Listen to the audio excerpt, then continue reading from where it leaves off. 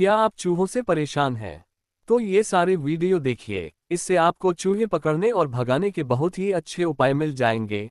मैं आपको कहानी सुनाता हूँ, वो सुनिए और ये वीडियोस देखिए।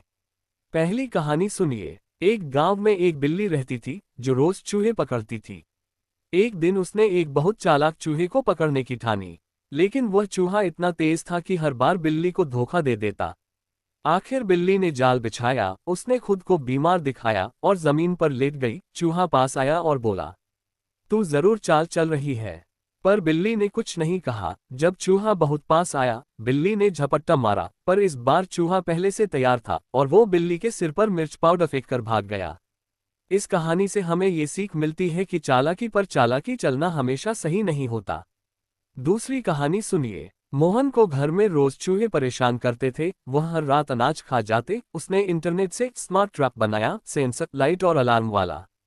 पहली रात हुई और ट्रैप बीप करने लगा। मोहन भागा और देखा कि चूहा नहीं बल्कि उसकी बिल्ली अंदर फंसी थी। दूसरी रात उसने ट्रैप थोड़ा बदला, इस बार चूहा फंसा, पर उसने तार काटकर ट्रैप बंद कर दिया और भाग गया। तीसरी रात मोहन ने चूहे के लिए पनीर नहीं बल्कि मोबाइल रख दिया और चूहे ने उसकी स्क्रीन पर लॉल लिखा छोड़ दिया।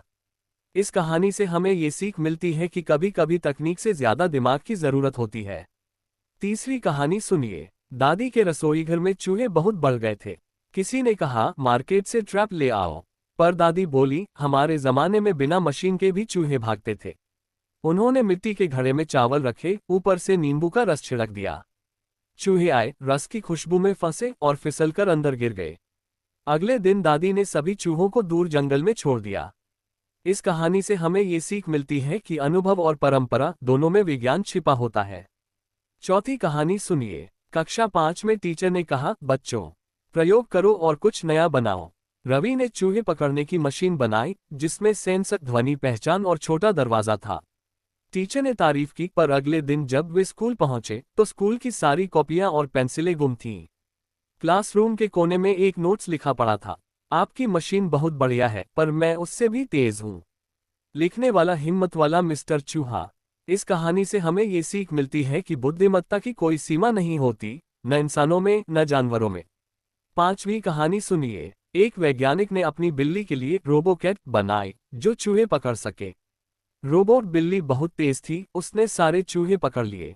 लेकिन कुछ दिन बाद असली बिल्ली उदास रहने लगी। वैज्ञानिक ने सोचा, अब तो चूहे भी नहीं रहे, बिल्ली का खेल ही खत्म हो गया।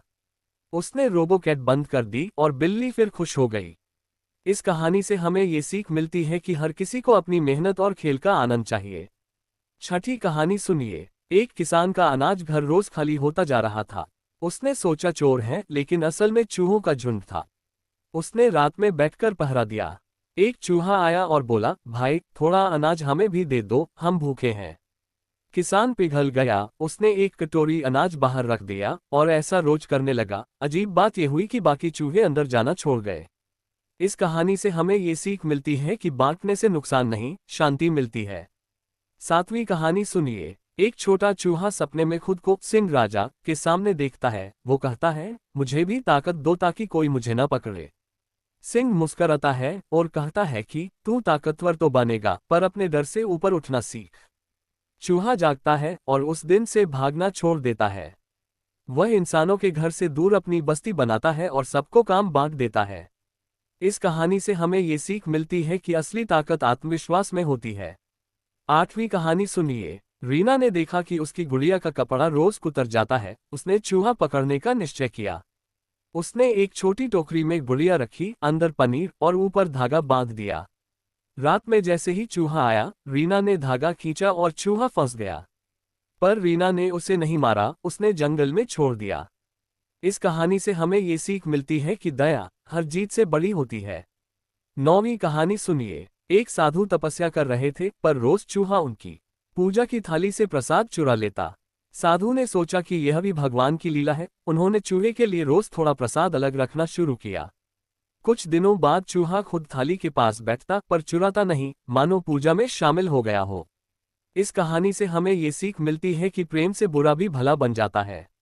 10वीं कहानी सुनिए। साल 2050 में शहर में कोई चूहा नहीं होगा, क्योंकि सब इलेक्ट्रॉनिक हो गए होंगे। पर एक दिन एक असली चूहा आएगा और सब मशीनें बंद कर देगा और तार काट देगा।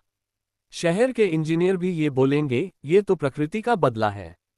आखिरकार वो ये तय करेंगे कि हर सिस्टम में थोड़ा प्रकृति के लिए थोड़ी स्पेस छोड़ेंगे ताकि संतुलन बना रहे। इस कहानी से हमें ये सीख मिलती है कि प्रकृति को मिटाकर प्रगति अधूरी है। आपको हमारे वीडियोस और कहानी पसंद आए हो तो प्लीज़ हमारी चैनल को सब्सक्राइब जरूर कर देना।